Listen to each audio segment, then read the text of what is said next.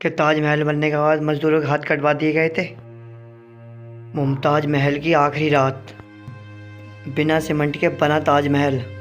Hello दोस्तों, स्वागत है मेरे रॉयल टू वर्ल्ड चैनल में। आज का बात करने वाले हैं ताजमहल से जुड़ी कुछ जानकारी के बारे में, तो बने रहें वीडियो में। एक दिन शाहजहां मीरा बाजार में घूम रहे थे। घूमते ही घूमते उनकी नज़र एक खड़ी लड़की पर पड़ी जो कुछ शिल्प का सामान बेच रही थी। मुमताज की खूबसूरती शाहजहां के दिलो दिमाग पर छा गई।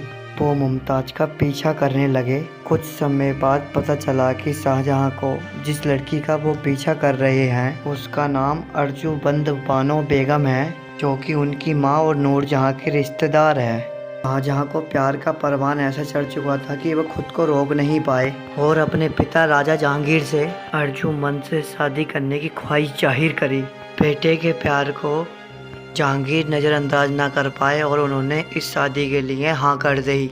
हालांकि शाहजहां की मुमताज चौथी पत्नी थी, लेकिन कहा जाता है कि उनके साथ शाहजहां का खास जुड़ाव था। शाहजहां के और मुमताज के 13 बच्चे हो चुके थे। 13 बच्चों को जन्म देने के बाद मुमताज शारीरिक रूप से शरीर से बहुत कमजोर हो चुकी थी और मुमताज 14वें बच्चे को जन्म देने वाली ही थी। जैसे कि समय पास आया, डेक्कन में खान लोदी के विद्रोह को काबू करने के लिए शाहजहां को बुरहानपुर जाना पड़ा। उस समय मुमताज गर्भवती थी। शाहजहां मुमताज से बहुत प्यार करता था। वो मुमताज को छोड़कर दूर नहीं जाना चाहता था। गर्भवती होने के बावजूद भी शाहजहां उसे आगरा से 787 किलोमीटर दूर बुरहानपुर ले गया। यहाँ सैनिक अभियान चल रहा था। लंबी यात्रा की वजह से मुमताज बेहद बुरी थक गई थी और उसका असर उसकी गर्भवती होने पर भी पड़ा था। 16 जून 1631 की रात को मुमताज को प्रसव पीड़ा बढ़ गई। उसे मुमताज की खराब हालत की सूचना मिली और इसलिए वो मुमताज के पास नहीं गया और दाइयों को भेजा। मंगलवार की सुबह से बुधवार की रात तक दर्द से परेशान रही। भाई हकीम वजीर खां उसके पास मौजूद था। ऐसे चलते ही मुमताज को दिक्कत होनी शुरू हो गई। 30 घंटे के लंबे दर्द के बाद मुमताज ने आधी रात को एक बेटी गोहर आरा को जन्म दिया, लेकिन मुमताज बेहाल थी और बच्ची के जन्म के बाद मुमताज बेहाल कांपने लगी और उसकी पिंडियां ठंडी होने लगी। हकीम और दाई उसके शरीर से रक्त बहते हुए नहीं रोक पा रहे थे। इधर शाहजहां ने अपने कमरे से कई संदेश बाहर भेजे और किसी संदेश का जवाब नहीं आया। रात काफी हो चुकी थी। आधी रात से ज़्यादा का वक्त हो चुका था। शाहजहां ने हरम में जाने का खुद फैसला किया था। तभी उसके पास संदेश आया कि बेगम बिल्कुल ठीक है, लेकिन काफ़ी थक हुई है। बच्चे को जन्म देने के बाद मुमताज गहरी नींद में चली गई है। उन्हें परेशान ना करे जाए। इसी दौरान तड़प रही मुमताज ने अपनी बेटी जहानारा को शाहजहां को बुलाने के लिए भेजा।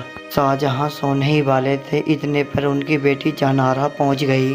जब शाहजहां हरम पहुंचे तो उन्होंने अपनी मुमताज को हकीमों से घिरा हुआ पाया। मुमताज छटपटा रही थी और वो मौत के करीब थी। बादशाह की आवाज़ सुनकर मुमताज ने अपनी आंखें खोली। मुमताज की आंखों में आंसू भरे हुए थे और शाहजहां मुमताज के सर के पास बैठ गया। मुमताज ने आखिरी वक्त पर शाहजहां से 2 वादे लिए।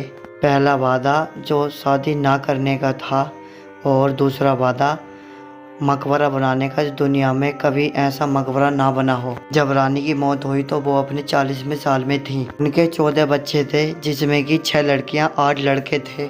कुछ देर बाद ही सुबह होने से पहले मुमताज के प्राण निकल गए। मुमताज की देखभाल करने वाली सती उन निसा ने मृत शरीर को 5 रुई के कपड़ों में लपेट दिया। इस्लामी हिदायतों के बावजूद औरतें उसके शरीर पर रो रो के शोक जताने लगी। मुमताज की मौत के बाद बादशाह ही नहीं, पूरा बुरहानपुर गमगीन हो गया था। ये खबर बादशाह पर आग बनकर बरसी और ना ही 8 दिन तक खाना खाया, ना ही कोई 2 साल तक महसूकी सुनी, ना ही परफ्यूम लगाया। मुमताज की आखिरी ख्वाहिश थी कि उनकी कब्र कोई ऐसे मकबरे में बनाई जाए जो कि दुनिया का सबसे खूबसूरत मकबरा हो। टास्क को और मुमताज महल की आखिरी ख्वाहिश पूरी करने के लिए शाहजहां ने फैसला कर लिया था कि अपनी सारी दौलत और अपनी सारी ज़िंदगी का वक्फ करने का इरादा कर लिया था। मुमताज के 6 महीने के गुजरने के बाद यानी 1632 में ताजमहल के कंस्ट्रक्शन का काम शुरू कर दिया गया था। करीब 20,000 से भी ज़्यादा मजदूर पत्थर तलाश कारीगरों को पूरी संतुलन के साथ शाहजहां के कहने पर इकट्ठा करा गया। लश्करों के लश्कर शाहजहां के हुक्म पर बुलवा दिए गए थे, क्योंकि मुमताज महल की कब्र यमुना किनारे पर मौजूद थी। इसी वजह से दुनिया की सबसे नामी बिल्डिंग बनाना यहाँ पर काफी टास्क था। रिवर के किनारे जमीन काफी सॉफ्ट होती है। अगर यहाँ खुदाई का काम किया जाता तो ताजमहल की फाउंडेशन का भी नुकसान हो सकता था। इसी वजह से मुगल इंजीनियर ने सबसे पहले यहाँ पर कुएं खुदवाने का फैसला किया था, और कुएं जब तक खोदे जाएंगे जब तक नीचे सूखी ज़मीन नहीं आ जाती। इन कुओं को पत्थर और सूखी मिट्टी से भर दिया गया था, और इसके अंदर बाकी काफ़ी बड़े बड़े पिलर खड़े कर दिए गए थे। इस काम को अंजाम देने के लिए मजदूरों के साथ साथ हाथियों का भी सहारा लिया गया था। शाहजहां ने ताजमहल का डिज़ाइन अपने बाप दादाओं के मकबरों से लिया था। काफ़ी समय के बाद स्ट्रक्चर का काम कंप्लीट हो चुका था। अब आती है बारी इसे संगमरमर के पत्थर से जड़ने की। ये संगमरमर आगरा से 400 किलोमीटर दूर राजस्थान से मंगाया गया था, क्योंकि यहाँ का मकराना मार्बल दुनिया का सबसे नामी मार्बल है। शाहजहां ने पूरा मकराना मार्बल रिजर्व कर लिया था। जब तक ताजमहल की डिमांड पूरी नहीं की जाएगी, जब तक इसे खरीदने का किसी को अधिकार नहीं है। ये ताजमहल का डोम इतना बड़ा है कि इसे आंखों से देखकर ही अंदाज़ा लगाया जा सकता है। आजकल ऐसे डोम बनाने में स्टील का भी प्रयोग किया जाता है। अब से 440 साल पहले इस डोम को बनाने के लिए उनके पास पत्थरों से अलावा कुछ नहीं था। ताजमहल की फिनिशिंग के लिए पीटा डोरा या पिरचनकारी से डेकोरेट किया जाना था। पीटा डोरा ऐसी कलाकारी को किया जाता है जो पत्थर के अंदर कीमती पत्थर को लगाकर ग्लू के द्वारा चिपकाया जाता है, उसे पीटा डोरा कहा जाता है। ताजमहल में इस्तेमाल किए जाने वाली ग्लू कोई आम ग्लू नहीं थी, जो कि काफ़ी रिसर्च और लेबोरेटरी टेस्ट के बाद ही इस ग्लू को तैयार किया गया था। सीरा, लेमन जूस और संगमरमर के पाउडर को मिलाकर ये ग्लू तैयार की जाती थी। आज भी वही ग्लू ताजमहल के रेनोवेशन में प्रयोग की जाती है।